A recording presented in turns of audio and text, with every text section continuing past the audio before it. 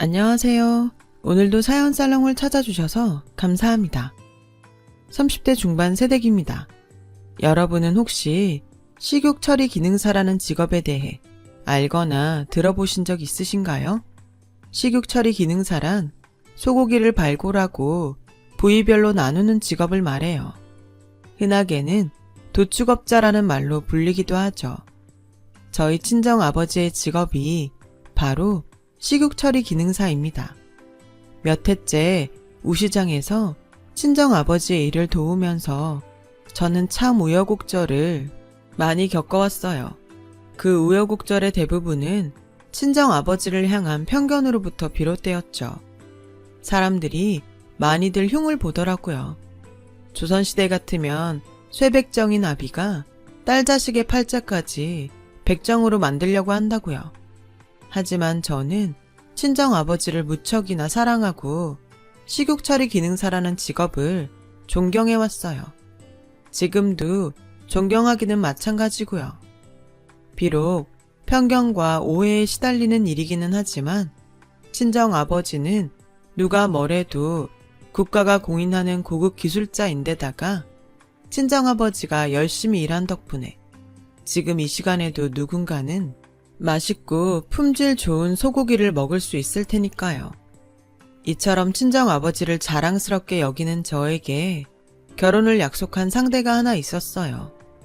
예비신랑은 수시로 우시장을 방문해 품질 좋은 소고기를 찾아다니던 남자였어요. 우시장을 드나드는 사람들 중 제 또래인 젊은 사람은 무척이나 드문 편이었기에 저는 그 남자를 향한 호기심을 품게 되었어요. 마침 친정아버지의 가게에 단골이 된 그 남자에게 서비스를 핑계삼아 솔직하게 물어봤죠. 마구리살이라고 들어보셨어요? 마구리? 이름 재밌네요. 소고기 부위 이름인가요? 맞아요. 정확히는 소의 척추와 가슴 부위에서 분리해낸 특수 부위를 말하고요. 갈비탕 같은 거 만들 때 육수용으로 우려내면 국물 진하고 좋아요. 아, 네. 근데 전 꽃등심만 주문했는데요. 에이, 시장 인심을 뭘로 보고 당연히 서비스죠. 와, 감사합니다. 잘 먹을게요. 할아버지가 좋아하겠다. 대신 뭐 하나만 물어봐도 될까요? 세상에 공짜는 없으니까요. 사실 마구리살 이거 특급 단골용으로만 판매하는 아주 귀한 특수부위거든요. 그걸 공짜로 가져가기는 미안할 테니까 제 질문에 대답해주는 걸로 퉁치자는 소리죠. 내 말은. 그래요. 질문이 뭔데요? 제 또래 사람들 치고 우시장 직접 드나드는 사람이 많지 않은데 적어도 일주일에 한 번은 직접 찾아와야만 하는 이유라도 있나 해서요. 매번 2+1만 골라 가져가시는 걸로 봐서는 나름 여유 있는 집 도련님 같기도 하고 그래서 이래저래 궁금했거든요. 할아버지 잡수시라고요. 할아버지요? 네, 할아버지가 연세가 많아서 식사를 잘 못하세요. 근데 희한하게 소고기는 참 맛나게 잡수더라고요. 특히나 이 집 소고기가 식탁에 오르는 날에는 더 많이, 더 잘 잡숫고요. 아, 그러니까 그쪽은 보기 드문 효자다? 네? 그거 알아요. 그쪽 좀 멋있다는 거요. 좀 많이요. 최소한 일주일에 한 번꼴로 우시장을 방문해서 품질 좋은 소고기를 찾아다니던 이유가 연로한 할아버지의 식사를 챙기기 위해서라니. 그는 요즘 보기 드문 효자였고 더욱이 식욕 처리 기능사라는 친정아버지의 직업에 대해 어떠한 편견도 없는 남자였어요. 쇠백정 운운하는 사람들의 편견과는 다르게 오히려 친정아버지를 장인이라며 추켜 세워주었죠. 남자의 효심과 고운 심성에 반한 저는 사랑에 빠져버리고야 말았고 연인이 된 저희는 오래지 않아 결혼 준비를 하게 되었어요. 다른 예비신랑 신부가 그러하듯 행복과 축복으로 가득한 결혼식을 꿈꾸었고요. 하지만 결혼 준비를 시작하기가 무섭게 현실적 어려움과 맞닥뜨리고야 말았어요. 그 현실적 어려움은 바로 양가의 경제적 차이였죠. 친정 아버지께서 열심히 일하신 덕분에 저희 집안도 딱히 가난한 집안은 아니었지만 2대째 큰 유통사업을 경영하고 있는 예비시댁은 저희 친정이 가난하게 보일 만큼 무척이나 큰 부잣집이었거든요. 특히나 예비 시어머니의 눈에는 저와 저의 친정이 영 마땅치 않은 모양이었어요. 난 이렇게 생각해요. 결혼은 당사자만의 일이 아닌 두 집안, 양가 전체의 일륜지 대사라고. 말씀 편하게 하세요, 어머님. 결혼이 성사된 사이도 아닌데 벌써부터 남의 집 귀한 여식에게 함부로 말을 놓을 수는 없지 않을까요? 네? 현석이 부모 되는 입장으로다가 우리는 이 결혼 반대라는 소리예요. 아, 네. 실례가 아니라면 이유를 여쭈어볼 수 있을까요? 그래요. 다짜고짜 무작정 반대만 할 수는 없으니 우리 집안이 현석이 할아버지 시절부터 2대째 큰 유통사업을 가업으로 경영하고 있는 집안이란 건 알고 왔죠?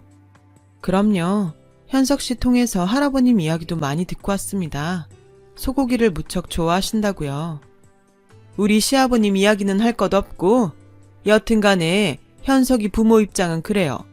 우리는 현석이가 우리 사업을 3대째 이어받기를 원하거든요.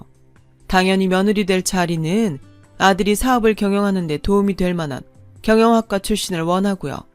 그런데 제 직업이 마음에 걸리시나요? 당연하죠. 우시장에서 친정 아버지의 일을 돕는 며느리? 솔직히 눈에 차지 않는 것이 사실이니까. 그것뿐만이 아니라 집안도 썩 내키지가 않네요. 집안이요?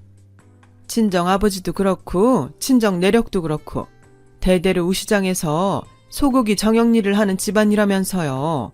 그런데 우리는 우리 집안 사업을 확장시키는 데 도움이 될 만한 재력가 또는 사업가를 사돈댁으로 원하거든요. 이러니 결혼을 반대할 수밖에. 네, 맞아요. 예비 시부모는 2대째 이어온 사업을 아들이 물려받기를 원했고 아들이 사업을 경영하는 데 도움을 줄 며느리를 원했답니다. 본인들의 사업을 확장시키는 데 도움이 될 재력가 또는 사업가 사돈댁을 원하고 있었어요. 물론 예비 시부모는 결혼을 반대하는 여느 시댁 사람들처럼 사치스러운 혼수 핑계로 저를 겁박하려 든다던가 사람에게 모욕감을 주어 저를 떼어내려 한다든가 하지는 않았어요. 말 한마디 행동 하나하나 정중하고 기품이 넘쳤죠. 그렇게 정중한 언행이었지만 결혼을 반대한다는 뜻은 분명했어요. 오히려 예비 시부모님의 정중한 언행을 통한 반대가 더 가슴이 아팠죠. 욕지거리 잔뜩 섞어서 고래고래 질러대는 고함보다는 비수처럼 한마디 한마디 얌전하게 꽂아대는 말들이 훨씬 잔인하고 아프다는 거. 제가 딱 그랬어요. 정중하고 기품 있게 존댓말까지 해가며 조곤조곤 꽂아대는 결혼 반대의 말들과 이유들이 너무 아팠어요. 그렇게 예비 시부모의 결혼 반대가 한동안 이어졌어요. 그럴수록 예비 신랑은 더더욱 큰 사랑으로 저의 마음을 안아주었지만 저 또한 어쩔 수 없는 사람이기에 갈수록 복잡해지고 지쳐가는 심정은 별다른 도리가 없었죠. 그렇다고 제가 결혼 반대를 가만히 앉아서 듣고만 있었던 건 아니에요. 친정 아버지의 직업을 걸고 넘어지는 예비 시부모의 말만큼은 절대로 얌전히 당해주지 않았습니다. 결혼 반대하는 뜻은 잘 알겠습니다, 어머님. 양가의 격차가 크고 결혼에 대한 생각이 다른 만큼 충분히 할 수 있는 생각이라고 봐요. 하지만 친정 아버지 직업에 대한 얘기만큼은 그냥 넘어가서는 안 될 것 같네요. 식육 처리 기능사? 우시장에서 일한다던? 네, 물론 사람들이 많은 편견을 갖고 있기도 하고 때로는 그 편견으로 인해 무시받는 일도 종종 생기기는 해요. 친정 아버지를 조선시대 같으면 쇠벽장이라며 폄하하면서 자신은 양반이라도 된다는 양 상전처럼 고압적으로 행동하는 사람들이 제법 있거든요. 그 말은 내가 상전이라도 된다는 양 갑질이라도 했다 뭐 그런 소린가 지금? 직접적으로 그러진 않았죠.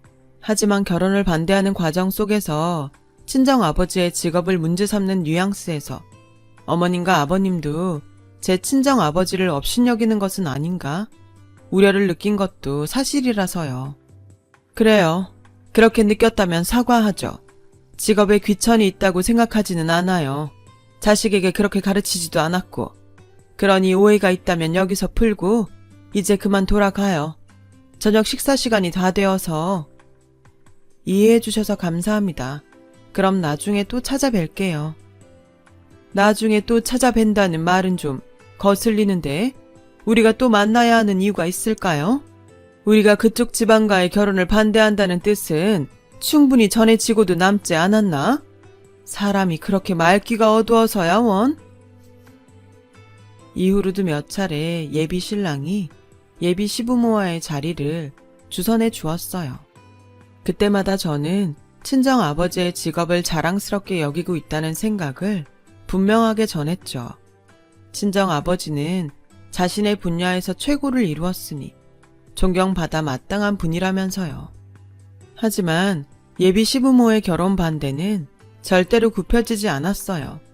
오히려 더 완강해졌고 그런 예비 시부모의 완강한 태도는 친정 아버지의 직업이 자신들의 집안과 혼사를 맺기에는 격떨어지는 집안이라는 생각에 바탕을 두고 있었죠. 예비 시부모 말로는 직업에 어떠한 편견도 갖고 있지 않다고 했지만 또한 적어도 편견과 차별의 말을 직접적으로 내뱉지는 않았지만 저는 남들과 시부모님들이 똑같은 편견을 가지고 있다는 사실을 분명하게 느낄 수 있었어요. 저를 대하는 시선이 친정 아버지를 편견으로 대하던 사람들의 눈빛과 갈수록 닮아갔고 노골적이 되어갔거든요. 그런 시선에 담겨있던 말은 너무도 분명한 한 단어, 백정. 이처럼 갈수록 완고해지는 상황들 앞에서 저는 결국 절감하고야 말았죠. 친정 아버지의 직업을 향한 사회적 편견과 그 편견만큼이나 공고하게 쌓여있는 결혼 반대라는 성벽을 말이에요. 물론 그 과정 속에서 예비 신랑도 가만히 있었던 건 아니었어요. 저와 예비 시부모의 갈등이 빚어질 때마다 신랑은 매번 언성까지 높여가며 저와 친정 아버지 편을 들어주었고 제가 없는 자리에서도 예비 시부모님의 편견을 설득하기 위해 무척이나 노력했죠. 저는 그런 예비 신랑이 무척이나 고마웠지만 고마운 한편으로 이 결혼에 대해 진지하게 생각할 시간이 저에게는 필요했어요. 그래서 며칠 조용히 시간을 보내며 생각을 정리했고 뼈를 깎는 심정으로 예비 신랑에게 고백했어요. 당신 부모님한테서 상처를 좀 받았다고 해서 당신한테까지 모질게 굴진 않을게. 소고기값 바가지 씌우는 일은 절대 없을 테니까 너무 걱정하지는 마. 그게 무슨 말이야? 앞으로도 계속 서비스도 잘 챙겨줄게. 대신 당신은 그냥 약속 하나만 해주면 돼. 무슨 약속?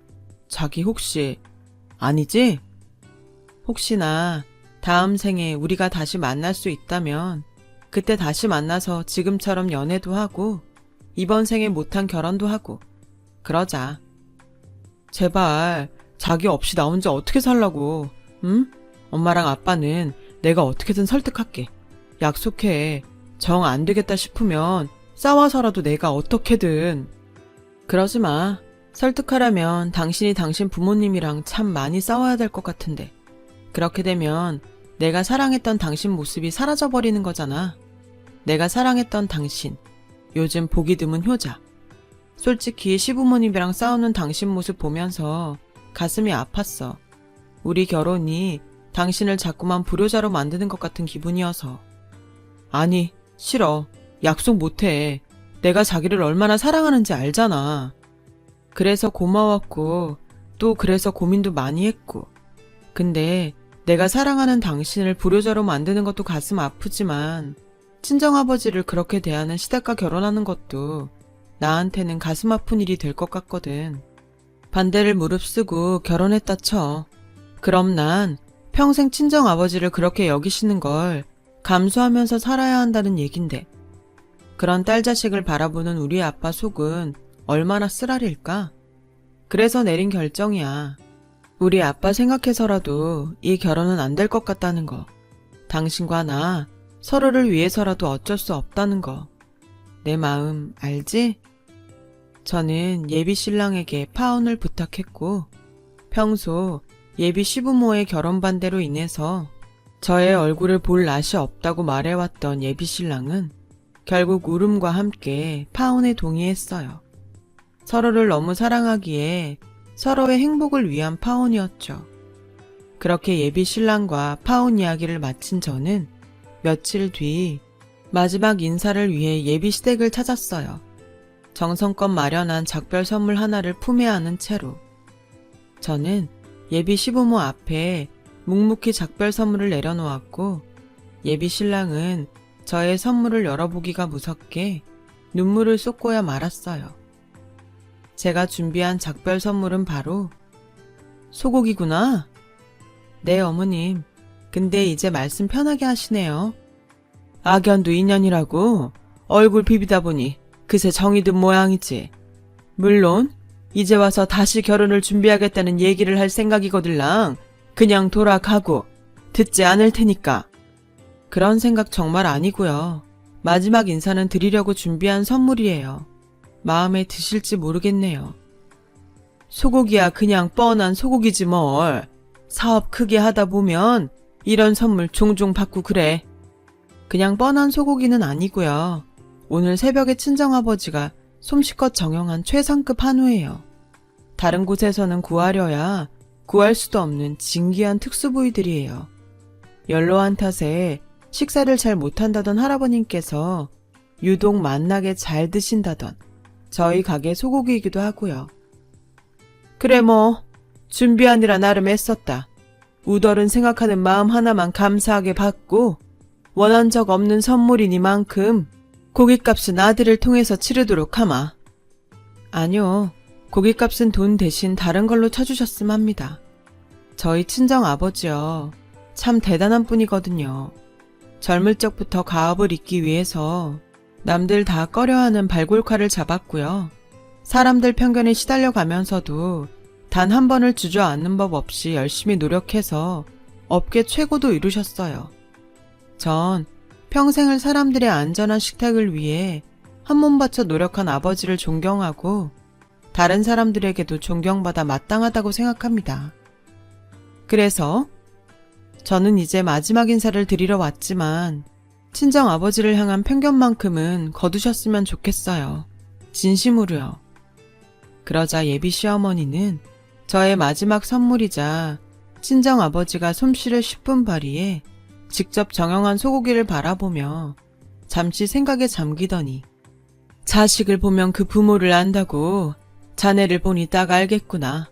아버님께서 얼마나 반듯한 분인지를. 하긴 그만큼 반듯한 분이기에 딸 자식을 이렇게 참한 효녀로 키워냈겠지. 그거 하나만큼은 인정하마. 너는 참 훌륭한 효녀야. 하지만 결혼은 미안하게 됐어. 어쩌겠니? 결혼은 엄연한 현실인걸. 그럼요. 친정 아버지를 향한 시선을 그렇게 바꿔주신 것만으로도 전 충분히 만족합니다. 그럼 이만 가보겠습니다. 건강하세요. 제가 예비 시부모에게 인사를 드리고 돌아서던 바로 그때 안방에서 잠자코 저의 목소리를 듣고 있던 시할아버지가 거실로 나와 저와 친정아버지의 소고기를 묵묵히 훑어보더라고요. 그리고는 저에게 부탁 하나를 하셨죠. 시할아버지 본인이 연로해서 손에 힘이 잘 안 들어가서 그러니 제가 직접 고기 맛을 배워줄 수 있겠냐고요. 흔쾌히 그러겠다고 답한 저는 직접 소고기를 구워가며 시할아버지를 성심성의껏 대접했죠. 지금 드시고 있는 소고기가 어떤 부위인지 어떻게 먹어야 더 맛있는지 설명해 가면서요. 그렇게 시할아버지는 소고기를 모두 맛나게 드시고 나서는 저에게 이렇게 말했어요. 정형한 솜씨를 보아하니 자네의 아버지께서는 대단한 기술자임에 틀림이 없구나.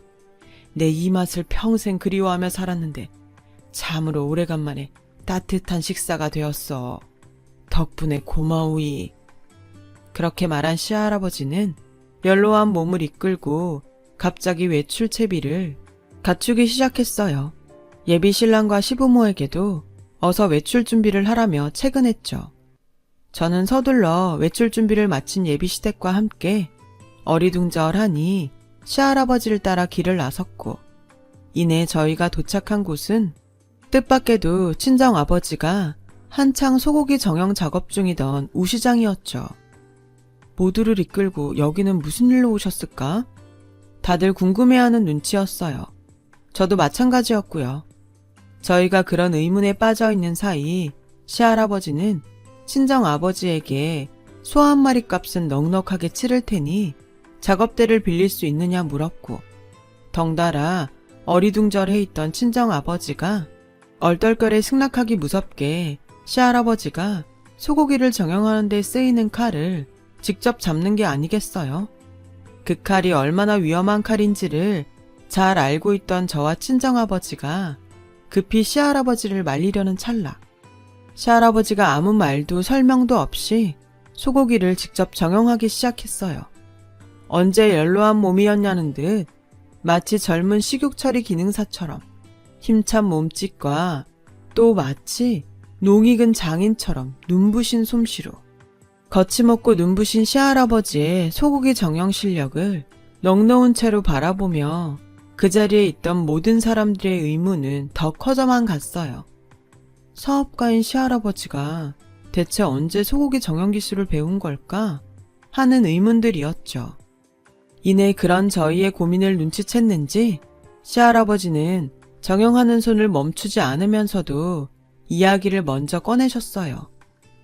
가난이라는 게 말이다. 세상 무엇보다 힘겹고 속상한 일이란다. 그렇고 말고 누구보다 내가 제일 잘 알지. 얼마나 지독하게 겪었는지 아직도 눈에 선하구나. 다들 뜻밖이라는 반응이었어요. 저야 당연히 몰랐다 쳐도 시할아버지가 젊을 적에 가난했다는 사실을 예비시댁 누구도 모르고 있던 눈치였죠. 그런 눈치를 예비시댁 식구들이 묵묵히 주고만 받는 사이 제가 먼저 나서서 물어봤어요. 할아버님도 가난하던 시절이 있었나 봐요. 손주 얘기로는 젊을 적부터 큰 사업을 하셨다고만 들었는데요. 무슨 태어나기를 무척이나 가난한 집안의 장손으로 태어났는걸. 내가 18이던 때 아버님이 돌아가셨는데 그 제사상에 뜨끈한 고깃국 한 그릇은커녕 고작 쌀밥 한 그릇이나 간신히 올릴 수밖에 없었을 정도로 가난했단다. 네, 많이 속상하셨겠어요. 속상하기보다는 죄스러웠지.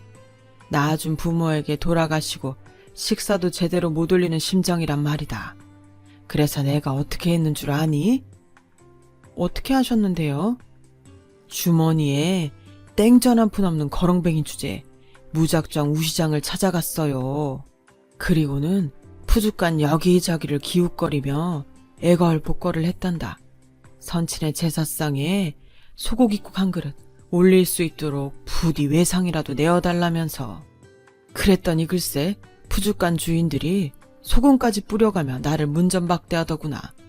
말이 좋아 외상이었지. 생판 처음 보는 총각이 그런 부탁을 한다는 건 구걸이나 다름없는 일이니 당연히 소금을 뿌리고도 남을 일이야. 또 그 어렵던 시절에는 소고기는 그야말로 금처럼 귀한 것이기도 했고. 시할아버지는 뜻밖의 소고기 전용 솜씨만큼이나 이야기를 풀어내는 솜씨가 무척이나 좋았어요. 그 자리에 있던 저를 포함한 모두는 시할아버지의 이야기에 자연스레 빠져들었죠. 그렇게 한 10대 차례 문전박대 당했나? 괜한 억하심장에 주저앉아 눈물식이나 훌쩍거리던 나에게 스승님이 손을 뻗어주었어. 스승님과 나는 그렇게 처음 만나게 되었단다. 지금으로부터 수십 년 전 시할아버지가 꽃던 18의 나이에 부친상 상주가 되었던 바로 그날, 제사상에 올릴 국거리 한 줌 구하지 못한 채로 주저앉아 눈물을 흘리던 시할아버지를 일으켜 세운 사람은 우시장의 오래된 터줏대감인 도축 장인이었어요. 그 장인은 부모를 향한 효심을 저버리는 법은 없다면서 시할아버지를 문전박대한 푸주간 주인들을 한참이나 꾸짖었답니다. 그래놓고는 대뜸 최상급 한우 국거리를 들고 나오더니 그 국거리를 시할아버지의 품에 한아름 안겨주었죠. 고깃값은 돌아가신 부친을 향한 너의 효심 하나로 충분히 받았다는 말과 함께요. 시할아버지는 장인이 건넨 국거리 덕분에 고깃국으로 선친의 장례를 잘 치를 수 있었고, 장례를 마치고는 곧장 장인에게 돌아와 물었대요. 하늘 같은 은혜를 어떻게 갚아야 할지 모르겠다고요. 그러자 그분은 시할아버지를 자리에 앉혀놓고는 소고기를 배불리 대접했어요. 고기를 본인이 직접 구워가면서 그것이 어떤 부위이고 어떻게 먹어야 맛있는지를 하나하나 설명까지 해가면서 말이죠. 그렇게 시할아버지의 배를 두둑하게 채워놓은 장인은 이렇게 말했어요. 앞으로 어쩔 생각이야? 그게 잘 모르겠어요. 정해둔 길이 없다면야 나에게 소고기 다루는 걸 배워보는 건 어때? 제가요? 왜? 싫어? 싫다기보다는 물론 새백정이라는 사람들의 편견에 시달리며 사는 삶이 될 테야. 편견에 시달리는 만큼이나 귀한 소고기를 다루는 몸 또한 힘든 삶이 될 거고, 그게 무서운 거니? 솔직히 네, 무엇보다 새백정이라는 사람들의 시선이 걱정되는 건 사실이니까요. 이놈아, 뭐가 그리 창피하고 걱정이냐. 사지 멀쩡한 놈이 여기저기 빌어먹거나 하면서 허송세월이나 보내는 것이 창피하고 걱정해야 할 일이야. 돌아가신 부친을 위해서라도 그러면 못 쓰는 법이야. 사지 멀쩡하고 살 날도 창창한 자식놈이 벌써부터 주저앉은 꼬라지를 선친이 보기라도 하면 하늘에서 퍽이나 대견해야겠다 이놈아. 낳아준 선친의 은혜에 보답하기 위해서라도 어떻게든 뭐든 열심히 살아갈 생각을 해야지. 그 얘기를 들으며 크게 깨우친 시할아버지는 장인의 제자가 되어 소고기 정형 기술을 배우기 시작했어요. 장인으로부터 기술을 배워가며 우시장에서 벌어들인 품삯이 꽤나 쏠쏠했고, 시할아버지는 그 미천을 바탕으로 미제 물건을 떼어다 길거리에 내다 파는 좌판 장사도 병행했어요. 다만 선친의 장례식에 쇠고기꽃 한 그릇 올리지도 못할 뻔했던 가난을 후손에게 물려주지 않기 위한 노력이었을 뿐 푸죽한 일이 싫어서는 절대로 아니었죠. 미제 물건 장사가 하루가 다르게 잘 되어 갈수록 시할아버지는 자꾸만 걱정스러웠대요. 자신의 미제 물건 장사가 스승인 장인 입장에서는 외도로 보일 수도 있을 테니까요. 하지만 장인은 제자인 시할아버지의 미제 물건 장사를 되려 크게 반겼어요. 어디서 뭘 하든 열심히 살기만 하면 그만이라며 수제자인 시할아버지를 응원해 주었죠. 그렇게 얼마 뒤 시할아버지의 미제 물건 좌판은 우시장 일과 병행할 수 없을 만큼 번창하게 되었고, 장인은 미제 물건 장사에 전념해야겠다는 뜻을 밝힌 시할아버지를 진심으로 반갑게 보내주었어요. 어느 시장에 가든 장사 자리 한 칸은 좋게 얻고도 남을 만큼의 장사 미천까지 챙겨줘가면서 말이죠. 시할아버지의 말에 따르면 오늘날 예비 시부모가 물려받아 2대째 이어가고 있는 큰 유통사업의 시초가 바로 과거 스승 덕분이라고 했어요. 예비 시댁 식구들도 시할아버지의 말에 고개를 끄덕이며 수긍했고, 시할아버지는 또 한 번 저에게 감사의 말을 전했어요. 조금 전에 직접 소고기를 구워주며 사근사근 설명하던 자네의 모습이 지금의 나를 있게 해준 옛 스승의 모습과도 너무 닮았어. 그래서 지난날의 추억이 떠올라 수십 년 만에 칼을 다시 잡아보았네. 세월에 잊혀져 가던 스승님과의 소중한 기억을 다시 떠올리게 해주어 무척이나 고마우이. 아니에요. 물론 할아버지의 사연을 알고 했던 일은 아니었지만 저와 친정아버지의 선물 덕분에 할아버님이 행복했다면 저도 행복한걸요. 진심으로요. 그때 시할아버지의 젊을 적 사연을 줄곧 신중하게 듣고 있던 친정아버지가 갑자기 저의 증조할아버지가 쓰던 칼을 찾아오더니 그 칼을 시할아버지 앞에 내보이며 물었죠. 어르신, 이 칼을 알아보시겠습니까? 글쎄, 어디 보자. 제법 세월을 많이 먹은 티가 나면서도 날이 반듯하게 서 있는 것이 참 좋은 칼이구만. 헌데 이 칼을 내게 보여주는 연유라도 있으신가 봅니다. 사실 이 칼은 어르신의 며느리 되고자 했던 딸아이의 증조 할아비이자 저에게는 돌아가신 선친이 평생을 쓰시던 칼입니다. 그리고 저는 저의 선친으로부터 익히 들어왔던 이야기가 하나 있습니다. 선친이 누구보다 아꼈던 한 제자의 이야기. 늘 선친이 그리워했던 어느 젊은 수제자의 이야기였죠. 그러자 시할아버지는 덜덜 떨리는 손으로 돋보기를 끼고는 증조 할아버지의 칼을 아주 오래도록 유심히 살펴보았고 마침내 그 칼을 알아본 시할아버지는 그래, 다시 보니 틀림이 없구나. 틀림이 없어. 내 이 칼을 어찌 잊겠나. 탄식하듯 말을 마친 시할아버지는 증조 할아버지의 칼 앞에 엎드린 그대로 흐느끼며 차마 고개를 들지 못했어요. 그런 시할아버지의 행동은 친정아버지의 질문에 대한 100마디 말보다 확실한 대답이 되었어요. 수십 년 전 시할아버지를 거두어 주었던 스승이자 평생의 은인이었던 우시장 그 장인이 저의 증조 할아버지가 틀림없다는 무언의 대답인 셈이었죠. 그날 비로소 모든 사연을 알게 된 예비 시부모는 은인의 후손인 줄도 모르고 큰 무례를 범했다며 거듭 사과했고 저와 예비 신랑은 수십 년을 거슬러 올라간 은혜와 인연 덕분에 결혼 허락을 받게 되었죠. 더욱이 시할아버지는 본인 명의로 되어 있던 회사 지분 중 일정 부분을 며느리가 될 저에게 상속하기로 했어요. 스승님으로부터 받은 은혜로부터 비롯된 재산인 만큼 당연히 저의 친정 아버지의 몫이라는 말과 함께요. 이후 저와 예비 신랑은 행복한 결혼식을 올렸고 마침내 부부가 되었어요. 시부모의 결혼 반대도 친정 아버지의 직업을 향한 시댁의 편견도 무엇 하나 없이 오직 행복과 축복만이 가득한 결혼식이었죠. 양가의 관계도 역경을 딛고 결혼에 성공한 저희의 부부 사이처럼 무척이나 끈끈해졌어요. 친정아버지와 시부모님이 증조할아버지와 시할아버지의 관계를 물려받은 셈이 되었다고나 할까요?